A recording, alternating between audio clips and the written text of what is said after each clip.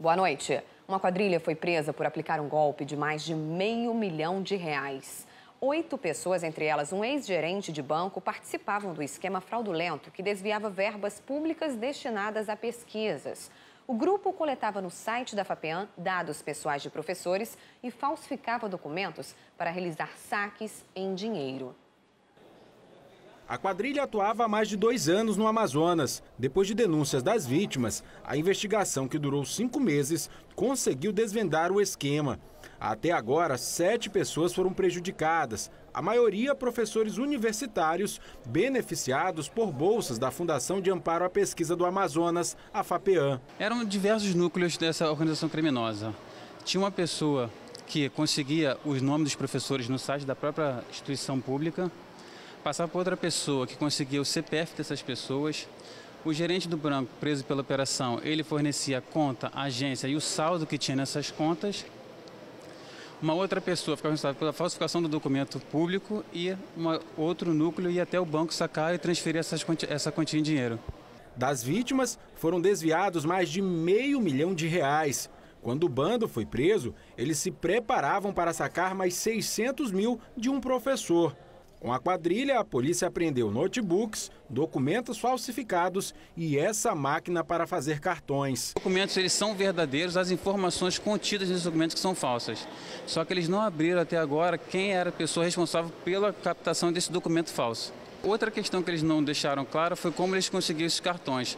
Muitos deles falaram que eles achavam no chão, só que é muita coincidência esse grupo achar essa quantidade de cartão de crédito. Os 8 suspeitos foram autuados em flagrante pelos crimes de organização criminosa, falsificação de documento e estelionato. Na semana passada, nós mostramos aqui no A Crítica na TV a prisão de um casal de empresários acusados de desviar dinheiro de beneficiários do Bolsa Família em Eiriunepé, no interior do estado. Eles estão presos, mas os problemas com os benefícios ainda continuam. José Arnaldo Martins, irmão do vice-prefeito do município, e a esposa dele, Raimunda Nonato Oliveira, continuam presos. Mas os problemas em relação ao benefício permaneceram. Isso porque os estabelecimentos que representam a Caixa Econômica Federal no município também pertenciam ao casal. Com isso, os serviços nesses locais foram suspensos e agora ninguém consegue mais sacar o benefício.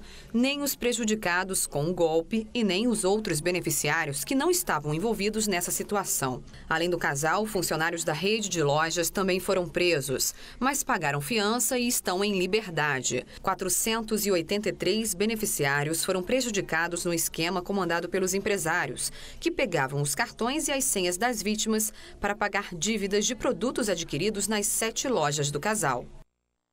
Em nota, a Caixa Econômica Federal informou que o atendimento aos clientes continua sendo realizado pelo correspondente bancário na região, que fica na rede Super Descontão, no centro de Eiriunepé.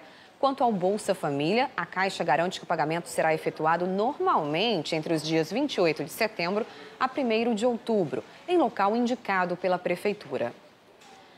Metade das ocorrências de foco de incêndio nesse período de intenso calor pode ter sido provocada por vandalismo. Isso mesmo, de propósito, de forma intencional. E quem traz mais informações para a gente é a repórter Samira Benoliel. Boa noite, Samira. O que diz o Corpo de Bombeiros sobre essa situação?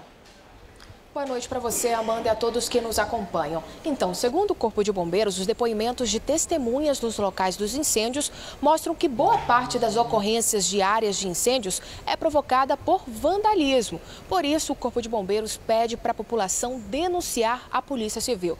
A gente conversa agora com o tenente da corporação. Os bombeiros investigam as causas, mas não os autores. É isso mesmo, tenente? É positivo. Nós temos atuado principalmente no combate ao incêndio e na prevenção. Tentamos convencer a população de que a utilização de queimadas não é o meio mais útil ou mais interessante, mais saudável para os demais. E que eles possam estar fazendo isso através de outras formas. Nesse processo, a gente trabalha no combate e na prevenção. A Polícia Civil é capacitada justamente para essa investigação. Então, se faz necessário que os mesmos populares que ligam para a gente, informando que viram alguém com característica tal, colocando fogo, jogando alguma coisa no terreno, que essas mesmas pessoas possam estar ligando para a Polícia Civil e também para denunciar, para que eles possam ter argumentos, possam ter uma materialidade, gerar pessoas. Tenente, para a gente exemplificar para a população em casa, que tipos de vandalismo vocês consideram aí? Olha, nós temos identificado, como no caso do dia 23, crianças ou adolescentes que utilizam de produtos para jogar na vegetação e assim gerando esses incêndios, sem considerar as pessoas ao redor e o risco de vidas que eles estão colocando. Temos também situações, como a gente identificou na Avenida das Torres, em que próximo de uma determinada academia, um determinado senhor acaba tocando várias e várias vezes fogo em determinada propriedade. Então, no fato em que ele está colocando fogo em uma propriedade e que essa propriedade acaba sendo uma situação que pode colocar em risco outras pessoas, se propagar num período que não deve ser feito e que é considerado crime, então sim, eu considero isso vandalismo. É importante a gente reforçar exatamente esse tipo de prática, que é muito comum, limpar terrenos colocando fogo, só que é crime, né, Tenente? Exato. Nós estamos num período em que essa prática ela é condenada, justamente pela impossibilidade de ser controlada. Existe uma prática chamada de queima controlada, que não é praticada e não é autorizada nesse período, que é usada quando? Quando o proprietário contrata pessoas para justamente ficar em condições de fazer um combate, e o proprietário também faz um acero em seu terreno, delimitando ele, e durante a queima existem pessoas com abafadores, com bombas costais, prontas ali para monitorar a queima e evitar que ela saia do controle. Isso é chamado de queima controlada. Mas esse período que estamos vivenciando agora, de elevadas temperaturas, de baixa umidade relativa do ar e dessa radiação intensa com a vegetação já ressecada, esse período, essa prática é condenada. Ok, Tenente, muito obrigada. E olha, vale ressaltar que além do vandalismo, a prática de limpar terrenos com fogo, como a gente falou, favorece o aumento das queimadas urbanas em Manaus. Quem fizer isso também deve ser denunciado para a Secretaria Municipal de Meio Ambiente e Sustentabilidade, por meio do telefone 0800 0800 092 2000.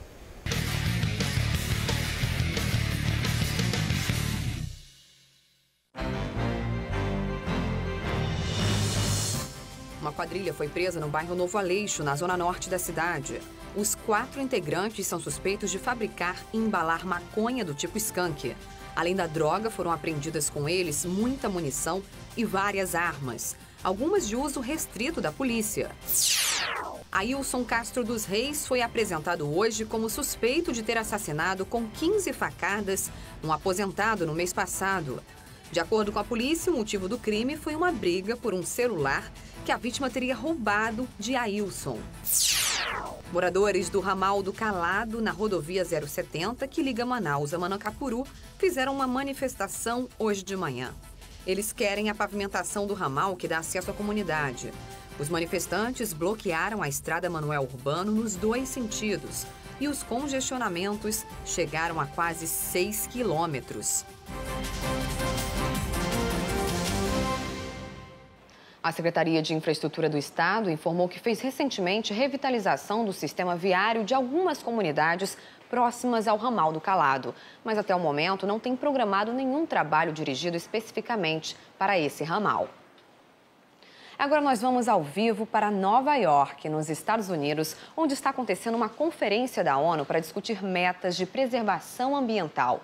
E quem está lá é a repórter do jornal A Crítica, Luana Carvalho, a única brasileira selecionada para participar do evento. A conferência conta ainda com a presença ilustre do Papa Francisco.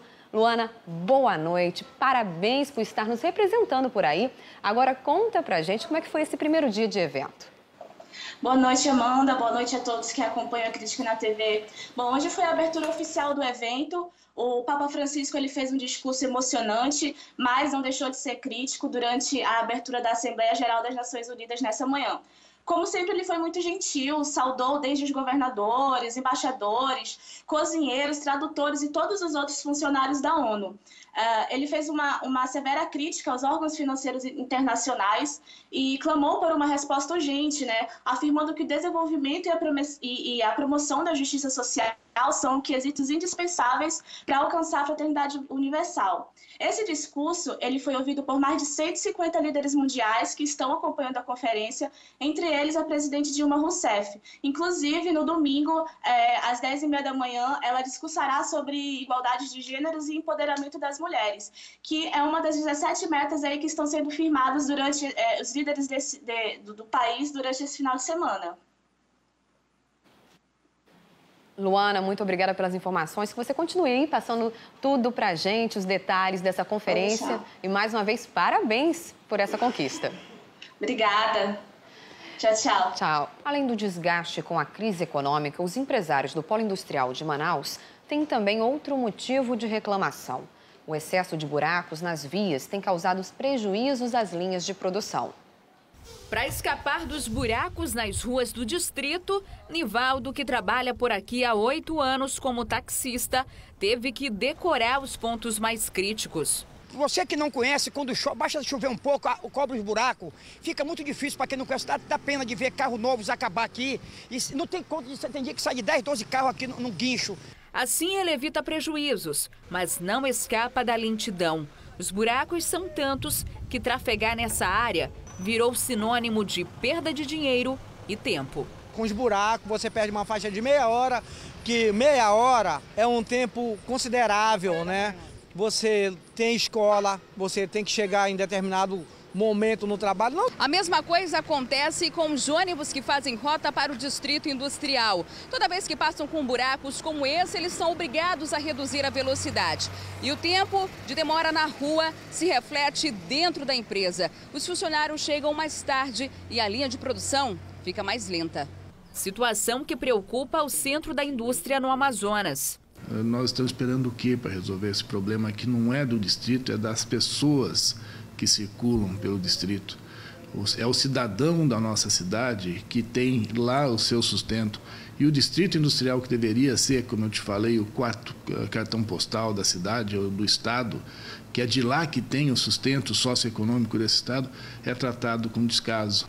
Além dos danos materiais causados pela redução de produção, peças quebradas e carros danificados, o medo maior é de risco à vida. 2 pessoas já morreram este ano no distrito em acidentes provocados pelo excesso de buracos. O risco ao cidadão que trafega pelas vias do distrito no seu dia a dia e que tira de lá o seu sustento, mas coloca a sua vida em risco por falta da péssima condição das vias do distrito.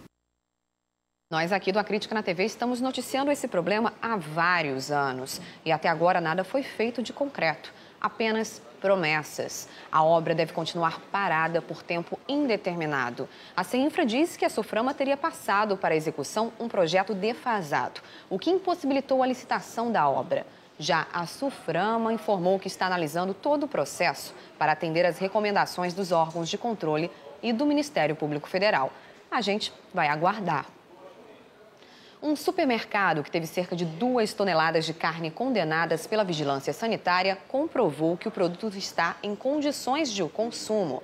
Mas agora, em vez de ser vendido, todo o material vai ser doado. As doações começaram cedo na sede do Mesa Brasil, no centro.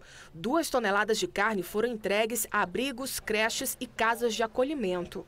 São 18 instituições sociais, vão beneficiar mais de 5.000 pessoas. Então é uma doação muito importante porque é uma proteína, né, que tem muita dificuldade essas instituições estarem recebendo no dia a dia, né, é uma doação bem difícil de conseguir e vai enriquecer muito a alimentação dessas pessoas que vão estar sendo beneficiadas através dessa doação. A carne doada tinha sido apreendida durante uma fiscalização sanitária no dia 10 deste mês. Na ocasião, a Visa Manaus justificou que o produto estava em temperatura não permitida. Logo depois da apreensão, a carne foi armazenada numa câmara frigorífica e amostras de vários lotes passaram por análises em laboratórios particulares e do órgão de vigilância sanitária do município. As 2 análises ficaram prontas essa semana.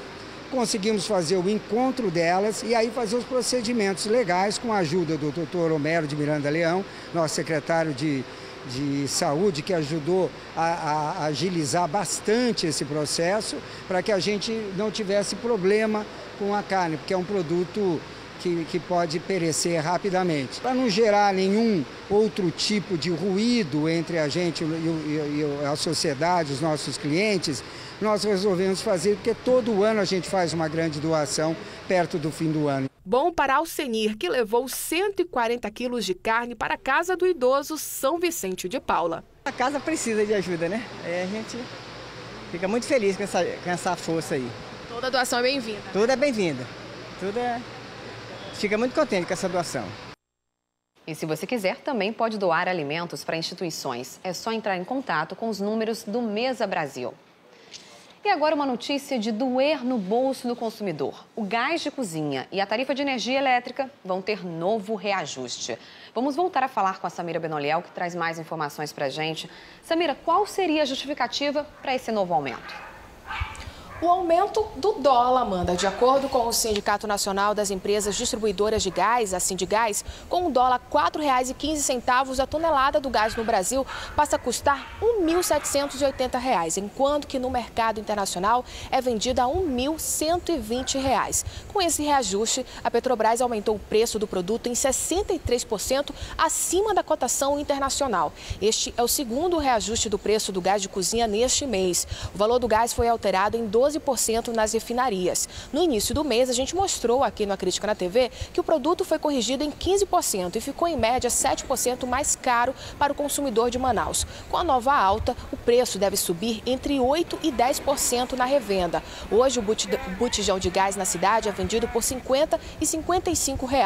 E olha, os consumidores também precisam se organizar financeiramente, se preparar mais um pouco, porque a partir de novembro, a conta de energia também deve ter um aumento aí de 8% quando acontece o reajuste tarifário anual no Amazonas. De acordo com a Agência Nacional de Energia Elétrica, a ANEEL, a correção, na verdade, é para compensar uma decisão judicial que livrou os sócios da Associação Brasileira de Indústrias de Energia dos pagamentos de parte dos programas bancados pelo Fundo do Setor Energético. Sem esse dinheiro, as despesas, então, vão ter que ser pagas pelos consumidores. A ANEEL afirmou que as distribuidoras vão ter as receitas afetadas em até 5% e terão que pagar encargos com caixa próprio até a data do próximo reajuste. O diretor-geral da agência, Romeu Rufino, disse ainda que as companhias que tiverem desequilíbrio econômico-financeiro vão poder apresentar pedidos de reajuste extraordinário.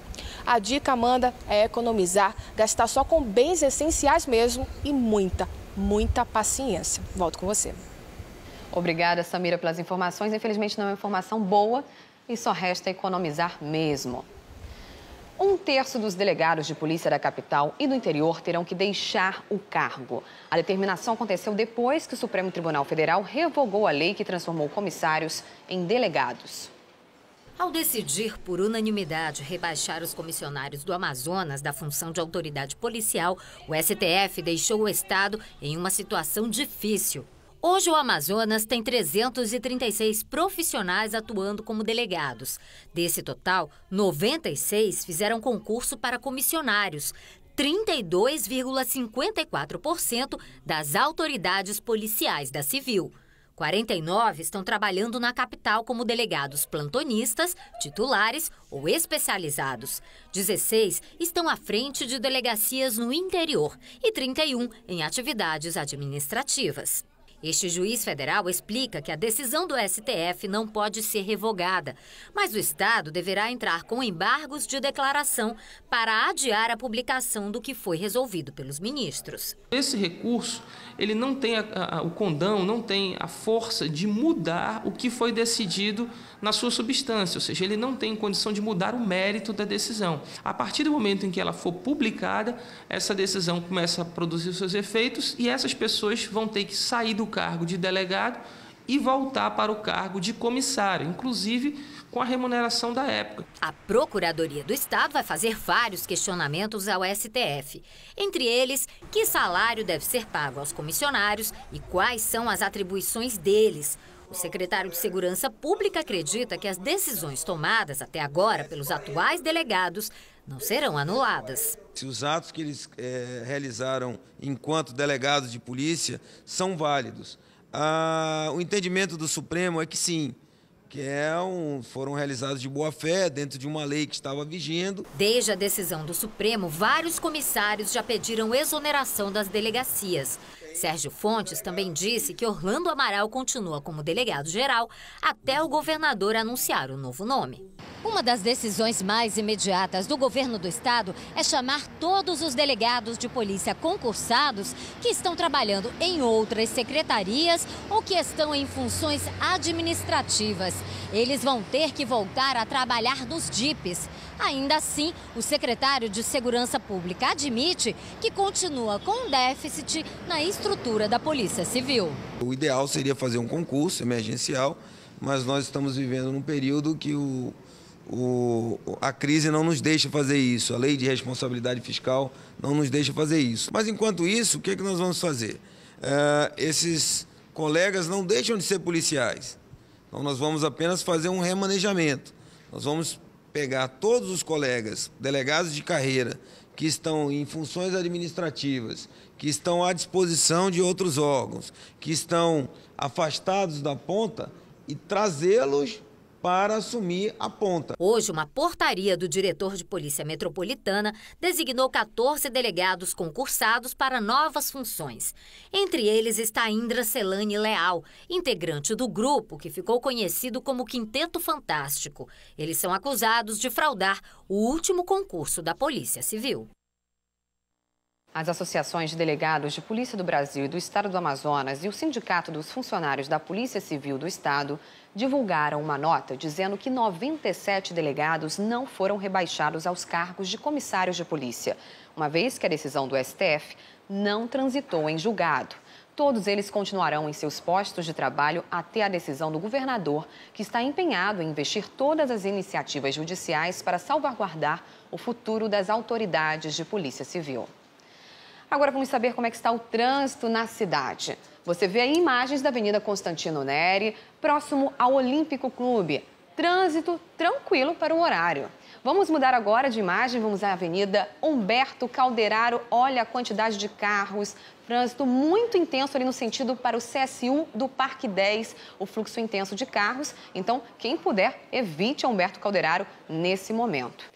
A turma acima dos 60 esbanjou talento e disposição na Olimpíada da Terceira Idade, que encerrou hoje com uma grande festa. Pois é, Amanda, terminou hoje a 17ª edição da Olimpíada da Terceira Idade. Teve concurso de dança aqui para encerrar mesmo a Olimpíada. Aqui do meu lado o secretário de Esporte, Sudomar Beachball. Sudomar, a Olimpíada cumpriu a expectativa aí que você estava esperando? Com certeza, foram mais de 2.300 pessoas da terceira idade que participaram de várias modalidades. Essa Olimpíada que para nós só surtiu o efeito de fazer com que as pessoas que já estavam pensando em suspender a chuteira voltassem a ter uma atividade, a frequentar locais de entretenimento e levando mais saúde a todas elas. Obrigado, secretário. O clima aqui foi de festa, muita animação por parte dos idosos. É isso, Amanda. Carlos Brandão para o A Crítica na TV. Hoje, 26 empresas aqui do Amazonas abriram as portas para a inclusão de profissionais com algum tipo de deficiência. Na verdade, essas empresas começaram agora a cumprir uma lei que está em vigor há quase 25 anos.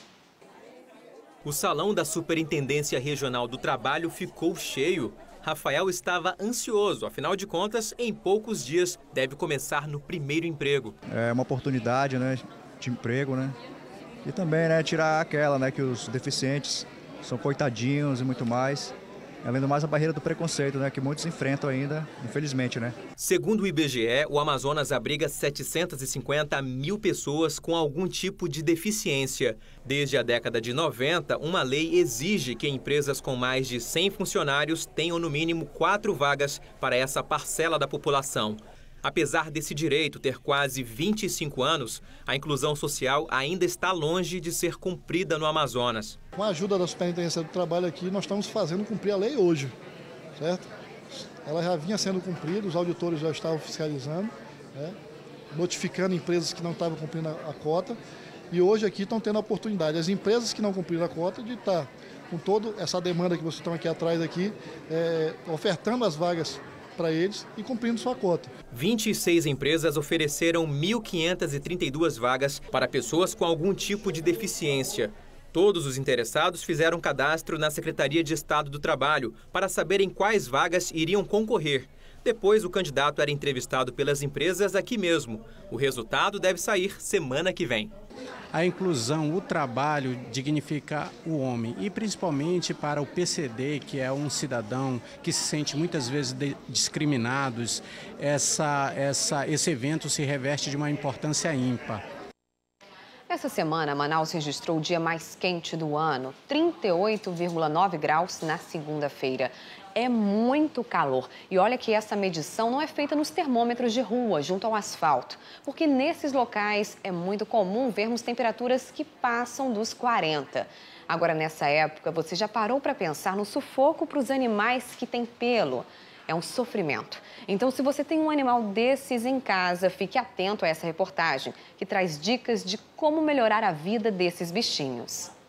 Ah, o calor. Ele tem castigado nos últimos dias e nem o amazonense acostumado com esse sol está suportando. De manhã já dá para sentir o calor assim, sabe? Quando é de noite, quando a gente liga o chuveiro, a água já está bastante quente assim por conta da incidência do calor pela manhã e pela tarde na caixa. Está muito quente, muito quente. Se com a alta temperatura tá difícil para o ser humano, imagina para um animal, um peludo, como um cachorro, por exemplo. Eles não transpiram e a respiração é a única forma de controlar a temperatura do corpo. Só que o verão, quente e úmido, prejudica esse mecanismo. Esse médico veterinário explica que em cachorros com focinhos achatados ou animais obesos e cardiopatas, a situação pode ser ainda pior. Normalmente, animais muito obesos vêm associados a uma cardiopatia, a um probleminha no coração. Então, a gente pode agravar, às vezes, algum problema ou levar a algo pior, a algo mais grave, durante esse período do calor. Então, é bom tomar cuidado. O dono do animal precisa ficar em alerta para algumas mudanças no comportamento. A língua para fora, combinada com uma respiração acelerada e fraqueza, pode ser sinal de estresse térmico. Quando você perceber que o seu pet está assim, leva para a região mais amena, leva para um lugar mais fresquinho. E qualquer alteração, procure seu veterinário. Sempre procure seu veterinário. Débora tem 5 cachorros. A Piriguete é uma delas. A estudante de administração conta que não se descuida, ainda mais agora, com as altas temperaturas. Tá muito quente, então eu deixo a água à vontade, eu sempre trocando para ficar mais resfriada, não gelada, né? Para não ter nenhum problema. E sempre trago ao veterinário para saber se as vacinas estão em dia, se o animal está bem. É bom ficar atento mesmo. Os especialistas recomendam que se você sair com o animal para passear, precisa conferir se a temperatura do chão está suportável. Uma outra dica é fazer a tosa do pelo, como no caso desse pastor alemão. Na internet encontramos algumas situações inusitadas. Esse homem em Tocantins instalou um ar-condicionado na casa do cachorro. Claro, não precisa de tanto investimento assim. Dá para fazer como Walter, que nesse calorão reservou um tempinho todo dia para deixar a tequila se refrescar no chuveiro. Dá para ver que são minutos preciosos e bem aproveitados, uma atitude recomendada pelo veterinário. Traz o animal para a região mais fria, coloca numa varanda, uma região onde tem um piso, uma lajota mais fria. Ou para os pequenos que estão no apartamento, que às vezes não tem essa varanda, bota para dentro de casa, coloca o ar-condicionado lá 24, 25. Se possível, se ficar muito fechada a casa, coloca um umidificador. Lembra que o pet é como uma criança, tá? Encara ele como uma criança.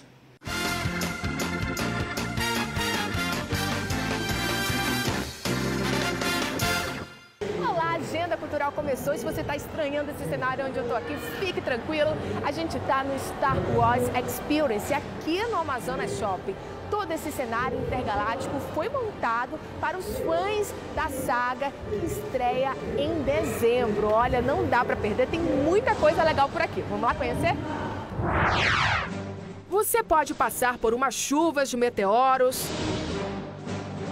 andar numa bicicleta espacial, levitar uma pedra intergaláctica ou até lutar com o mais temido vilão do espaço, Darth Vader.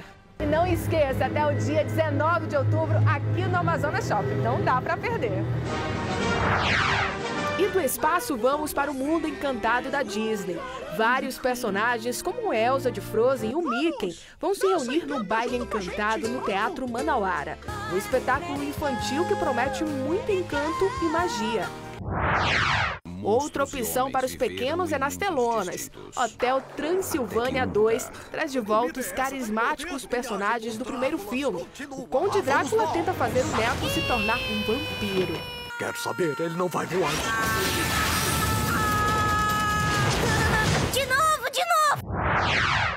Para os adultos tem muito humor. O chefe de um grande site de moda tem que lidar com um estagiário nada comum, Robert De Niro, que interpreta um senhor de 70 anos. This is the one to really think about, okay? Where do you see yourself in 10 years? When I'm 80. Um senhor estagiário para assistir com muita pipoca e gargalhadas. E o bom humor continua com Bruna Louise. Eu já fiz de um tudo nessa vida. Não de um tudo, né, gente? Nunca me prostituí, né? Também nunca fiz filme pornô. Até tentei, mas não tinha talento. Conhecida por falar demais, a comediante volta a Manaus para apresentar um stand-up comedy com muitas tiradas sobre o universo feminino.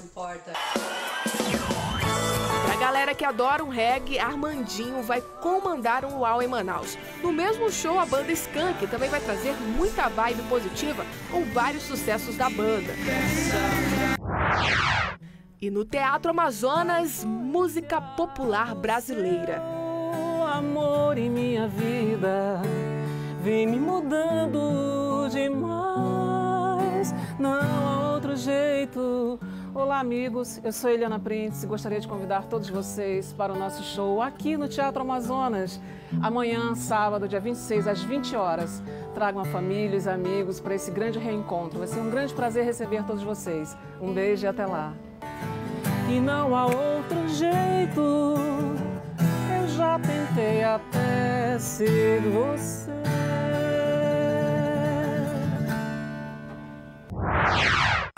Pra turma do sertanejo, tem Lu e Robertinho no palco do All Night. Também tem dica para quem gosta de rock. A banda Oficial 80 vai tocar os melhores sucessos da banda The Doors no bar Chopp Brahma.